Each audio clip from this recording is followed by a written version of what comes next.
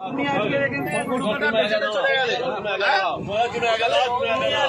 বেচে দিয়ে চলে গেলে, তুমি আজকে মালগুলো বেচে দিয়ে চলে গেলে, আমাদের মুসলিম ভাইরা কিনলো, কিনে রাস্তায় খারাপ করে কাটলো, তোমরা নিয়ে চলে যাও।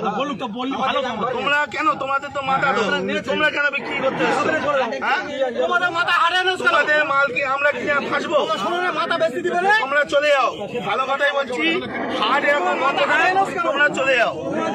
কেউ একটা ভালো কথা বলো, এনাদের কেউ একটা কিন্তু কোনো কথা বলবে না। উপরে বলুক, উপরে বলতে বলো, করে খাই, আমরাও করে খাই। এখন কথা হচ্ছে ওনাদের মাথা, ওনারা বেচে দিচ্ছে, আমাদের মুসলিম ভাইরা কিনছে, কিনে ফেসে যাচ্ছে, ওনারা টাকা টেনে বাড়ি চলে যাচ্ছে, আর কিন্তু কোনো সমস্যা নেই। সুতরাং কেউ একটা এদের কোনো কথা বলবে না, এনারাও করে খায়। কিন্তু তোমরা মানে মানে কাকা নিয়ে বাড়ি চলে যাও। সরকার যতক্ষণ না নির্দেশ দিচ্ছে কি হবে, কেউ কোনো আমাদের সাথে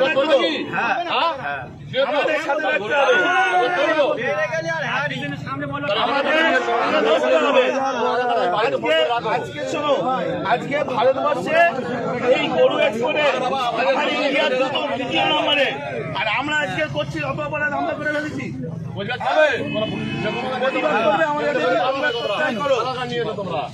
আমাদের সাথে প্রতিবাদ করলে থাকো, না হলে দেখো না।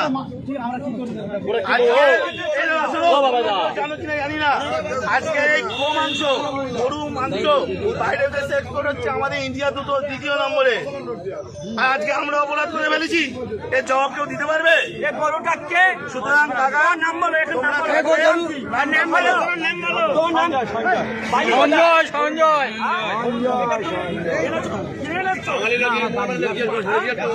14 বছর বয়স হয়েছে, এটা 14 বছর বয়স হয়েছে, তুমি এই কাজটা করলে তোমার কালকে তো ঘটনা হচ্ছে, আমরা